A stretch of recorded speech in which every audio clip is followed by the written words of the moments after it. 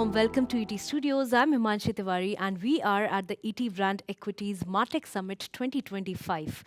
Now, marketing today is at such an interesting crossroad. On one hand, brands have more tools and data than ever before.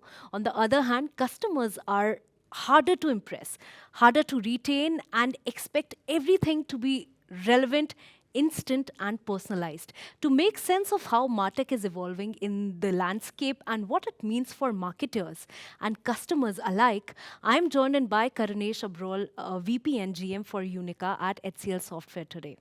Well, Karunesh, thank you so much for joining us. And before we actually get into the specifics, let's start broad.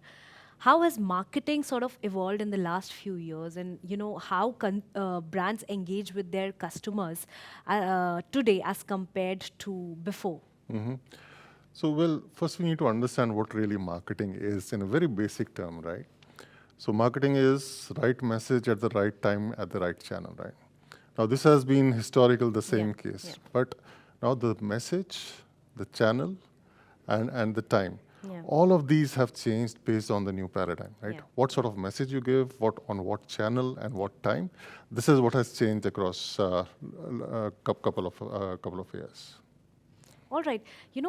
When you talk about the right messaging, right place, right time for that matter, MarTech comes into the picture, right? A company's MarTech stack perhaps has to evolve as per the current landscape they are operating in. But what are those challenges that you see when it comes to MarTech, when it comes to this space, while, when you are sort of integrating that technology into organizations' marketing channels?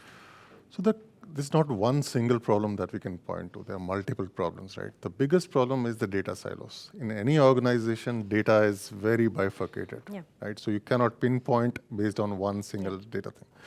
The other problem is a lot of organizations have multiple MarTech tools. On an average, an organization has 10 to 12 tools that they use. Now the problem is, how do you integrate those tools with the siloed data, right?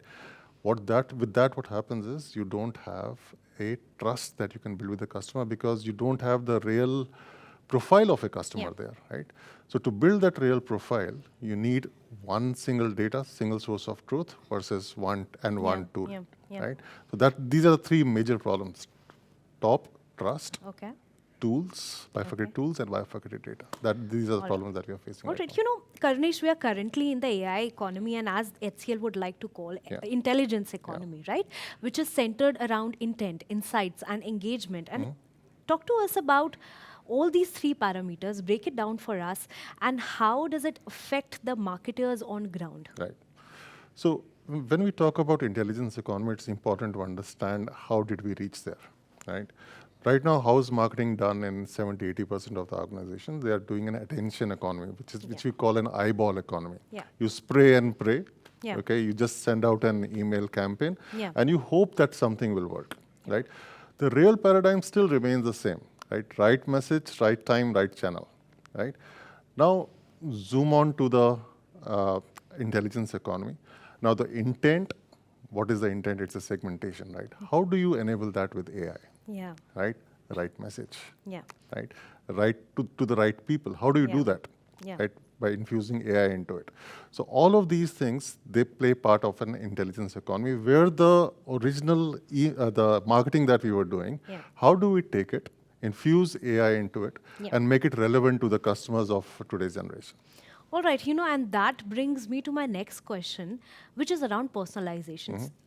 See, no conversation in marketing is complete without talking about personalization, right? At this point in time, all of the brands perhaps are talking about personalizations, but very few are able to do it at scale. That's right. Right? And you are coming from HCLSoftware, the Unica, plus that we all are talking about, how the software sort of helps the companies and organizations to get that personalization and scale. So how are you sort of walking the talk? I'll go back a little bit in the history in 1990s. I don't know if many people know it. Unica was the original OG of MarTech automation tools. We actually created this segment, right? So we have a lot of knowledge about how these tooling should work and what are the tools that are required to do this, right? So in Unica Plus, what we have done is we have actually created a suite of products which integrate together. Okay, and both real time as well as batch segmentation is done not in silos but as a single unit. Yeah. Right. In today's world, which is always on, it is very important that you send both these communication together. So that's Yeah. how we have Yeah. solved it. Yeah. And you use agentic AI in this platform, because now Yeah. agentic AI is being called the next frontier, the new frontier perhaps, right? So how are you doing that? So nothing works without agentic AI right nowadays, right? So AI, ML, and agentic, that's how the progression has been Yeah. going. So we need to understand that agentic is still at a phase where people are still deliberating whether we use it or not. Yeah, So in Unica, we have taken a very cautious approach with it. What we have done is, in agentic, what we have done is saying that we'll be compliant first.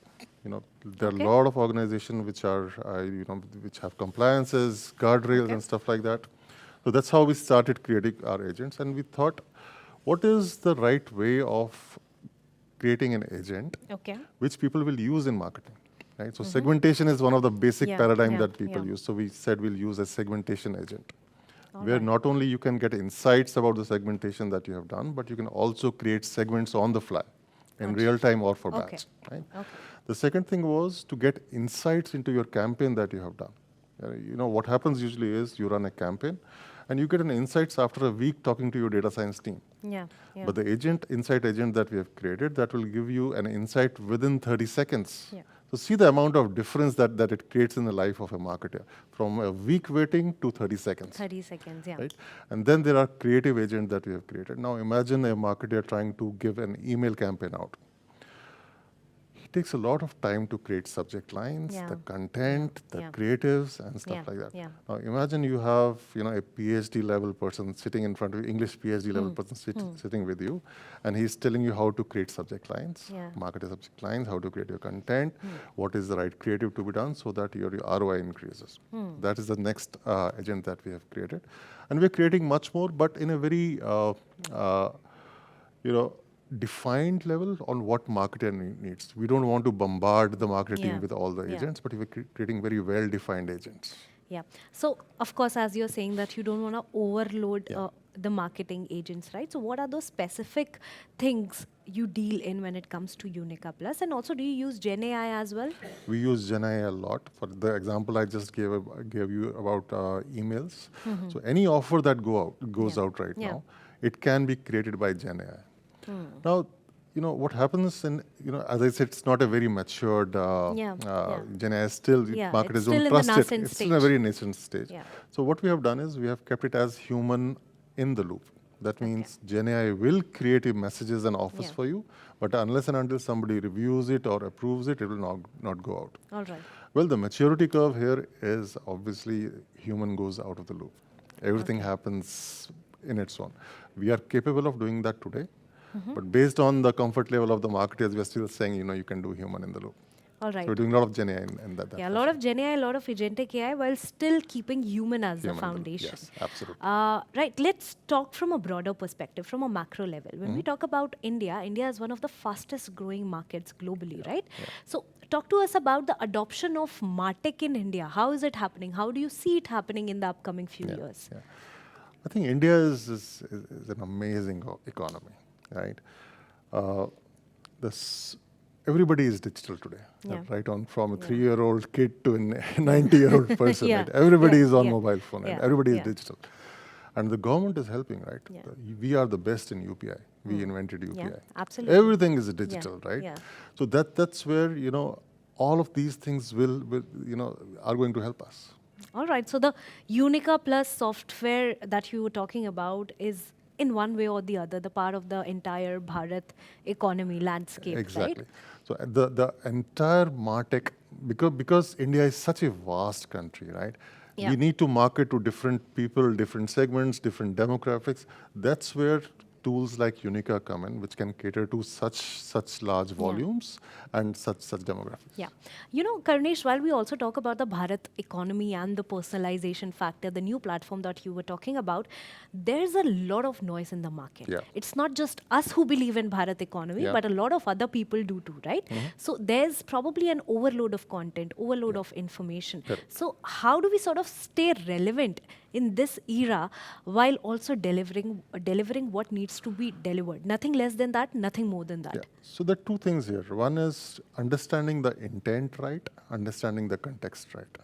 If you're able to understand the intent, are able to segment in the right fashion, I think you hit the first nail, right? And then the context, in what context you are coming in, right? If you have the right context to which people want that message to come in, you can really reduce that message overload. All right. So what I've understood that it's all about smarter personalization or sharper Yeah, personalization, smarter tools, absolutely. not a lot of tools. Absolutely. One tool that handles all One of your tool that stuff. handles your entire stack, entire All marketing stack. all right. Well, thank you so much, Karnesh, for being a part of this Thank you. conversation. It Thank you was so much really for having me. insightful. And to our viewers, stay tuned for many more such interesting conversations only at ET Studios.